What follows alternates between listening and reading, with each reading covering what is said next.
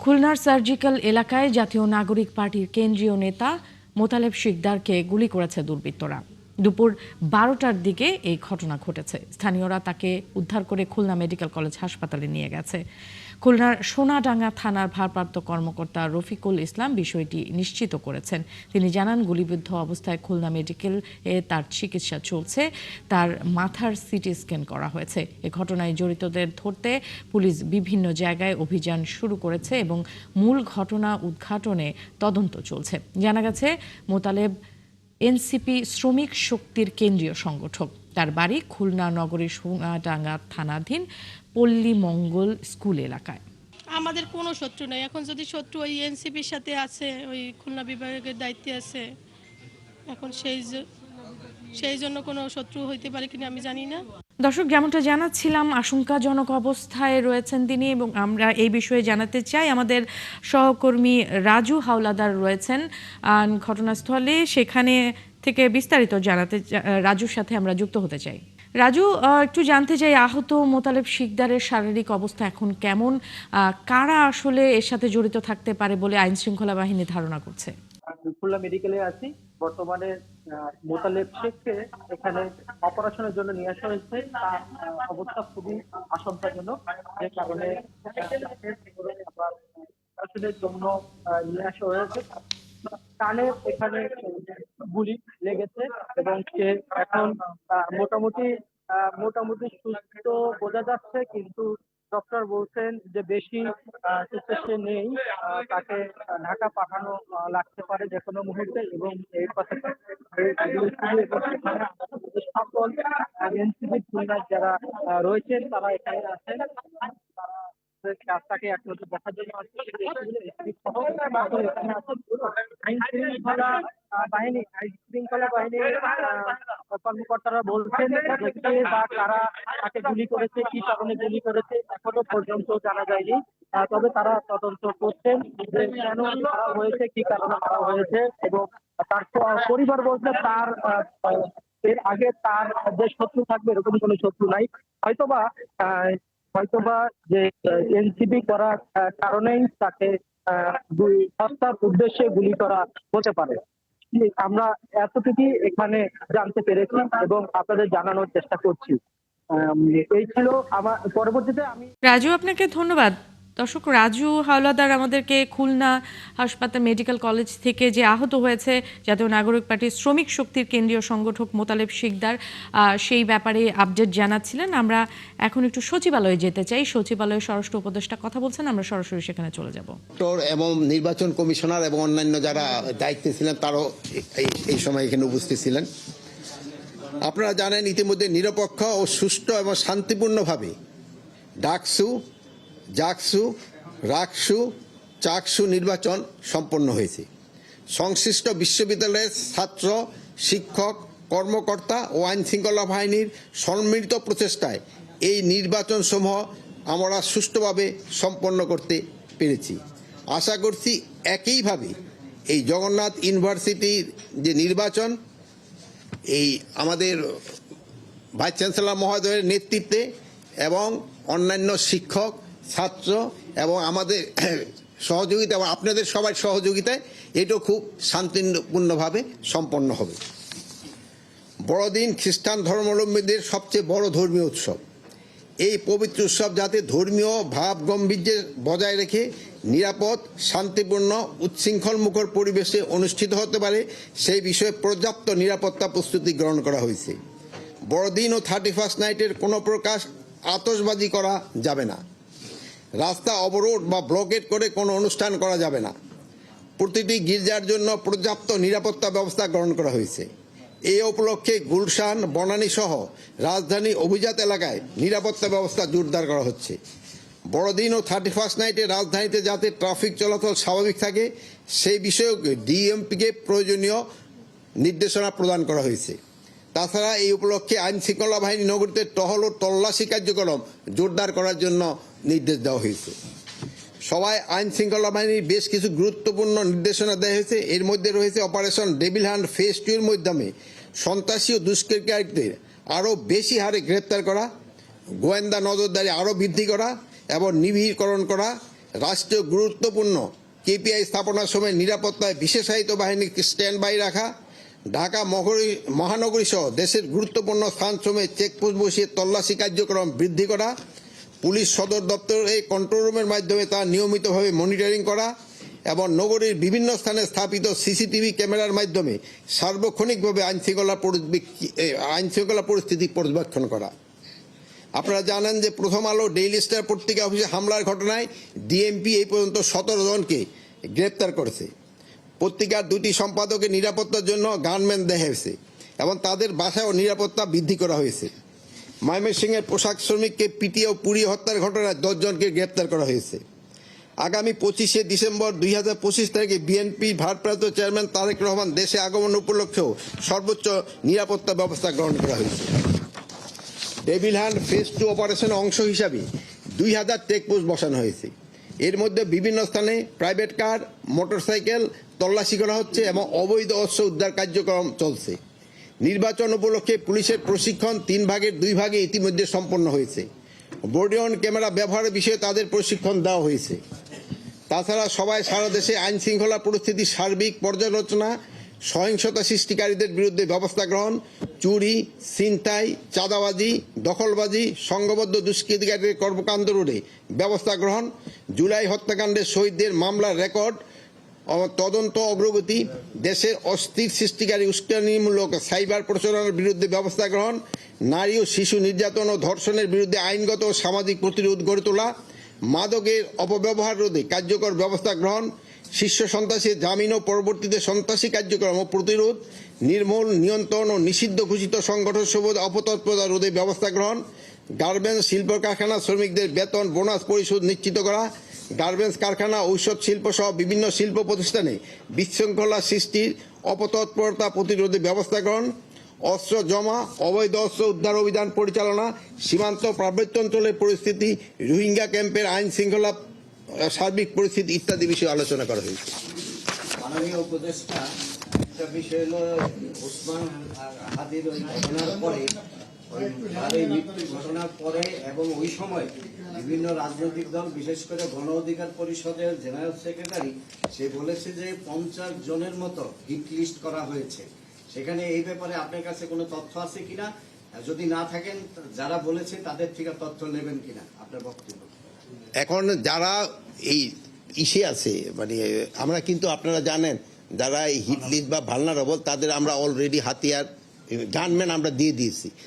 আর এইটার ব্যাপারে আমাদের যে ইন্টেলিজেন্স অর্গানাইজেশনগুলি আছে, ডিজিএফআই, এনএসআই এবং এসবি, তারা নিজেরা বসে একটা কারা কারা ইসে মানে ভালনারেবল তাদের একটা লিস্টও করা হয়েছে এবং তাদের হাত এই গানম্যান দেওয়া হয়েছে। অনেকে আবার অবশ্য গানম্যান নিতে চায়ও নাই। কতজনকে গানম্যান দেওয়া হয়েছে?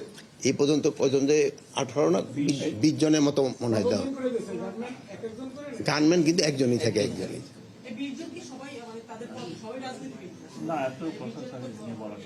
এইটা তো ডিটেলটা তো আপনারা ওই যে সময় তাদের সাথে ঘুরবোই সেই সময় একটু অনুসন্ধানী সাংবাদিকতা করে বাইর করে নিয়ে আন।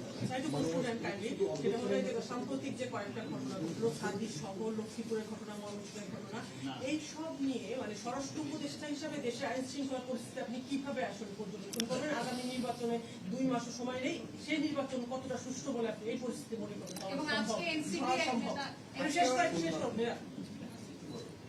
ঠিক আছে, আপনি তো বলেন।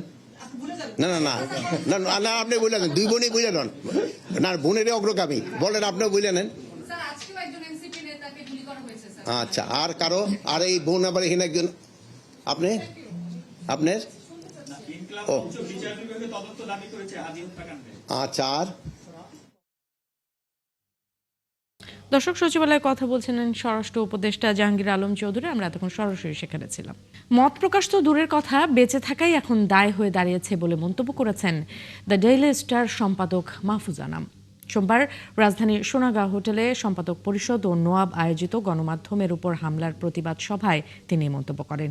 এ সময় দেশের মানুষের নিরাপত্তা দিতে অন্তর্বর্তী সরকার ব্যর্থ বলে অভিযোগের আঙুল তুলেছেন নাগরিক সমাজ ও রাজনীতিকরা। মব সন্ত্রাসের জন্ম দিচ্ছে সরকারের একটি অংশ, এমনটাও উঠে এসেছে বক্তব্যে। দেশের ভেতরে মানুষের নিরাপত্তা দিতে অন্তর্বর্তী সরকার কী পদক্ষেপ নিচ্ছে তা পরিষ্কার করার আহ্বান জানান গণমাধ্যম ব্যক্তিত্বরা। আরও জানাচ্ছেন জুলিয়া তানহা। সম্প্রতি ডেইলি স্টার, প্রথম আলো সহ বেশ কটি প্রতিষ্ঠানে হামলা হয়েছে। এমন ঘটনার নিন্দা উঠেছে সবখানে। সোমবার রাজধানীতে নোয়াব ও সম্পাদক পরিষদ আয়োজন করে যৌথ প্রতিবাদ সভা। এতে নাগরিক সমাজ, সম্পাদক ও রাজনীতিকরা অংশ নেন। ঘটনার নিন্দা জানান তারা, সরকারের সমালোচনা করেন। তারা চেয়েছেন মধ্যযুগীয় কায়দায় আগুন, চারপাশ থেকে আগুন লাগিয়ে যাদের সঙ্গে তাদের মতান্তর তৈরি হয় তাদেরকে পুড়িয়ে হত্যা করা। Just react, stand together, but we have to respond. We have entered into an era of murder. মত প্রকাশ তো অনেক দূর হয়ে গেছে, এখন বেঁচে থাকার অধিকারের ব্যাপারে এসে গেছে। রাষ্ট্র কাঠামোর দায়িত্বে যারা অধিষ্ঠিত, তারা মব ভায়োলেন্সের পেছনের শক্তিকে তাদের ক্ষমতার অন্যতম স্তম্ভ হিসেবে বিবেচনা করে তাদের চোখের সামনে যেগুলো ঘটেছে সেগুলো প্রতিহত করতে ব্যাহত হয়েছে। ওসমান হাদি হত্যা, গণমাধ্যমে আগুন, মব সন্ত্রাসের ঘটনাগুলো এক সূত্রে বাধা বলছেন রাজনীতিকরা। আমরা যারা আমাদের বাংলাদেশকে সত্যিকার অর্থেই একটা স্বাধীন, সার্বভৌম, গণতান্ত্রিক বাংলাদেশ হিসেবে দেখতে চাই, তাদেরকে আজকে শুধু সচেতন হলে চলবে না, রুখে দাঁড়াতে হবে। সরকারের ভিতরের একটা অংশের এখানে সংশ্লিষ্টতা রয়েছে। সমাজে এটার পক্ষে সম্মতি তৈরি করা হয়েছিল অনেক দিন ধরেই, এবং এটার সাথে রাজনৈতিক ব্যাকআপও আছে। এই তিনটা ঘটনা একসাথে না ঘটলে এত বড় সাহস সেই রাতে পক্ষে করা সম্ভব হতো না। অন্তর্বর্তীকালীন সরকারের দায়িত্ব অনেক বেশি, তারা সেই দায়িত্বটি পালন করতে ব্যর্থ হয়েছেন আমরা মনে করি। এখানে অবশ্যই সরকারের দায়িত্ব ছিল আইন শৃঙ্খলা বাহিনী এবং গোয়েন্দা সংস্থাগুলো কি করেছে সেটা খতিয়ে দেখা উচিত। নির্বাচন বানচাল করা এবং পুরো প্রসেসটাকে এমন একটা জায়গায় নিয়ে যাওয়া যাতে করে আমরা গণতন্ত্রের জায়গায় পৌঁছাতে না পারি, কাজে এখানে সম্মিলিত লড়াইয়ের প্রশ্ন আছে। যৌথ সভা শেষে সার্ক ফোয়ারা মোড়ে প্রতিবাদী মানববন্ধন করেন সাংবাদিক, রাজনীতিক ও বিশিষ্টজনেরা। অবিলম্বে হামলা বন্ধে কার্যকর পদক্ষেপ নেয়ার দাবি। জুলিয়া তানহা, ৭১, ঢাকা। নির্বাচনের আগে যে কোনো মূল্যে আইন শৃঙ্খলা পরিস্থিতি স্বাভাবিক রাখার নির্দেশ দিয়েছেন প্রধান উপদেষ্টা ডক্টর মোহাম্মদ ইউনূস। আইন শৃঙ্খলা পরিস্থিতি নিয়ে জরুরি বৈঠকে এই নির্দেশ দেন তিনি। বৈঠকে বিএনপির ভারপ্রাপ্ত চেয়ারম্যান তারেক রহমানের দেশে প্রত্যাবর্তন, বড়দিন ও ইংরেজি নববর্ষ উদযাপনে নিরাপত্তার পদক্ষেপ সহ বিভিন্ন বিষয়ে বিস্তারিত আলোচনা করা হয়। এছাড়াও ওসমান হাদির হত্যাকাণ্ডে জড়িতদের গ্রেফতার ও তদন্তের অগ্রগতি নিয়েও আলোচনা হয়। এ সময় পুলিশের পক্ষ থেকে প্রধান উপদেষ্টাকে জানানো হয়, সম্প্রতি দুটি জাতীয় দৈনিক ও দুটি সাংস্কৃতিক সংগঠনের কার্যালয়ে হামলার সঙ্গে জড়িত সন্দেহে ভিডিও ফুটেজ দেখে এরই মধ্যে শনাক্ত হওয়া ৩১ জনের ৯ জনকে গ্রেফতার করা হয়েছে। এছাড়া চট্টগ্রামে ভারতের সহকারী হাইকমিশনের বাসভবনের নিকটে বিশৃঙ্খলা সৃষ্টির চেষ্টাকারীদের মধ্যে ৩ জনকে শনাক্ত করা হয়েছে বলেও প্রধান উপদেষ্টাকে জানানো হয়েছে। ভোটের দিন পর্যন্ত দেশের আইন শৃঙ্খলা পরিস্থিতি আরও উন্নতি হবে বলে প্রত্যাশা করছেন প্রধান নির্বাচন কমিশনার এএমএম নাসির উদ্দিন। একই সাথে প্রার্থী ও ভোটারদের ভয় কেটে যাবে বলেও মন্তব্য করেন তিনি। দুপুরে তেজগাঁও মেইল প্রসেসিং সেন্টারে আসন্ন নির্বাচনে পোস্টাল ভোটিং কার্যক্রম পরিদর্শন শেষে একথা বলেন তিনি। বর্তমান পরিস্থিতিতে ভোট উৎসবে বাধা নেই উল্লেখ করে সিইসি বলেন, রাজনৈতিক দল ও ভোটাররা এখন এক কেন্দ্রবিন্দুতে। দেশের ইতিহাসে প্রথমবারের মতো পোস্টাল ভোটিং পদ্ধতি বড় পরিসরে হওয়ায় রেজিস্ট্রেশন প্রক্রিয়ায় সামান্য জটিলতা হলেও সার্বিক কার্যক্রম নিয়ে সন্তুষ্ট কমিশন। সিইসি জানান, ২৫ ডিসেম্বর পর্যন্ত নিবন্ধন হার ব্যাপকভাবে বৃদ্ধি পাবে। এখন পর্যন্ত প্রবাসে অবস্থানরত প্রায় ৬ লাখ বাংলাদেশি এবং দেশে অবস্থানরত ৯৪,০০০-এর বেশি ভোটার রেজিস্ট্রেশনের আওতায় এসেছে বলেও জানান। আমরা পোস্টাল ব্যালটের মাধ্যমে, আপনারা জানেন, আমাদের প্রবাসী বাংলাদেশি ভাই বোনরা যারা ভোট দিতে চান, আগ্রহী আছেন, তাদের ভোটের ব্যবস্থা করেছে এই প্রথমবারের মতো। সবাই দেশের মঙ্গল চায়, ভোটাররাও চায়। কালকে আমাদের আইন শৃঙ্খলা বাহিনী, আপনি দেখেছেন, সব বাহিনী প্রধানরা একসাথে জাতিকে আমরা একটা মেসেজ দিয়েছি যে আমরা সবাই এক, ইলেকশনের ব্যাপারে সবাই এক, আমরা সুন্দর নির্বাচন সবাই চাই, সবাই মিলে আমরা ইনশাআল্লাহ এটা করব। ক্ষমতাচ্যুত প্রধানমন্ত্রী শেখ হাসিনার উপদেষ্টা সালমান এফ রহমান ও সাবেক আইনমন্ত্রী আনিসুল হকের বিরুদ্ধে অভিযোগ গঠনের পরবর্তী শুনানি ৪ জানুয়ারি। বিচারপতি মোহাম্মদ গোলাম মুর্তজা মজুমদারের নেতৃত্বাধীন আন্তর্জাতিক অপরাধ ট্রাইব্যুনাল ১ শুনানি শেষে এই আদেশ দেয়া হয়। এর আগে 4 ডিসেম্বর এই মামলায় সালমান ও আনিসুলের বিরুদ্ধে আনুষ্ঠানিক অভিযোগ দাখিল করে প্রসিকিউশন। পরে অভিযোগ আমলে নেন ট্রাইব্যুনাল 1। প্রসিকিউশন জানায়, জুলাই গণ অভ্যুত্থানের সময় আনিসুল হক ও সালমান এফ রহমান ফোনে আন্দোলনকারীদের হত্যা করার কথা বলেন। তাদের এই বক্তব্যের পর ঢাকা সহ দেশের বিভিন্ন জায়গায় ছাত্র জনতার উপর নির্বিচারে গুলি চালানো হয়।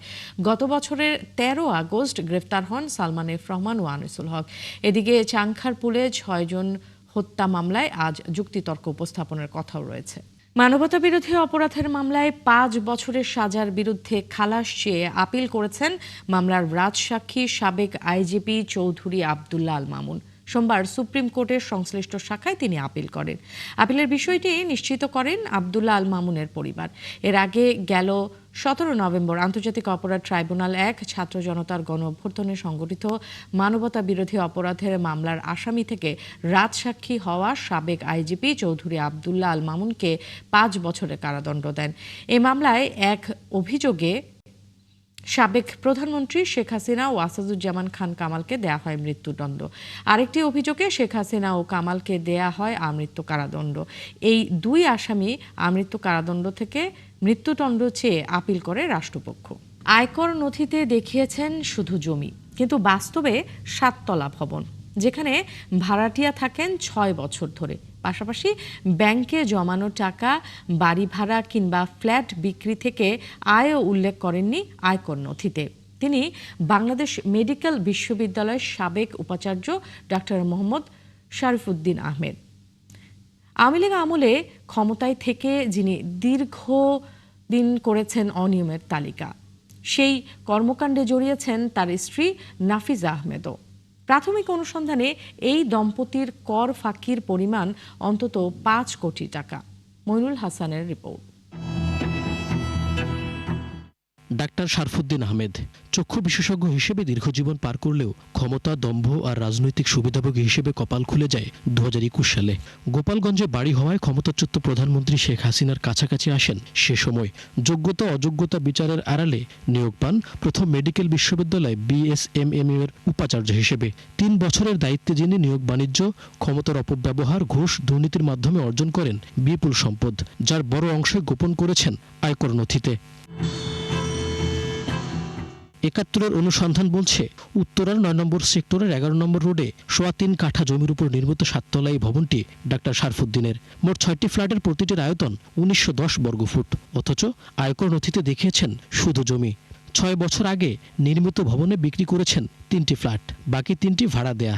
গণপূর্ত অধিদপ্তরের হিসেবে যার নির্মাণ ব্যয় অন্তত 3 কোটি টাকা। কার কাছ থেকে কিনেছেন?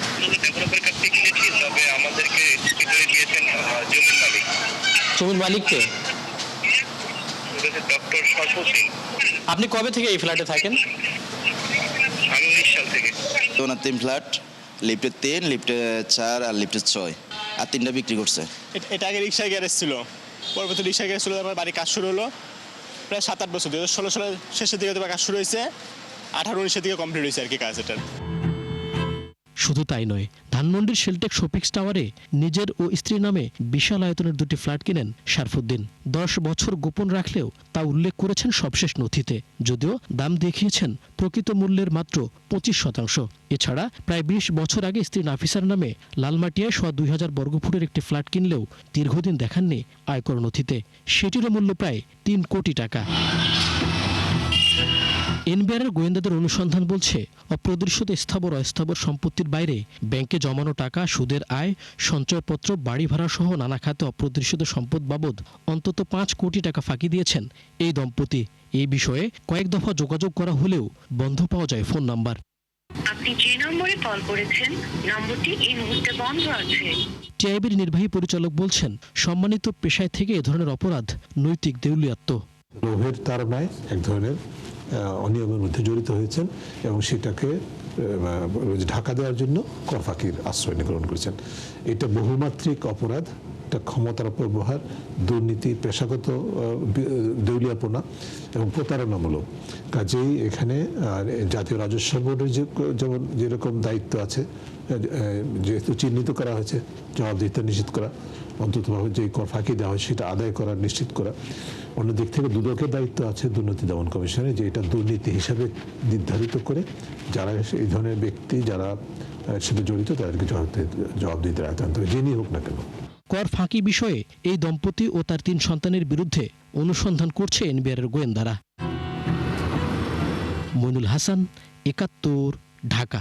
ময়মনসিংহের ভালুকায় দীপু চন্দ্র দাসকে পিটিয়ে ও আগুনে পুড়িয়ে হত্যার প্রতিবাদে নাটোর ও বরিশালে মানববন্ধন ও বিক্ষোভ করেছে হিন্দু বৌদ্ধ খ্রিস্টান ঐক্য পরিষদ।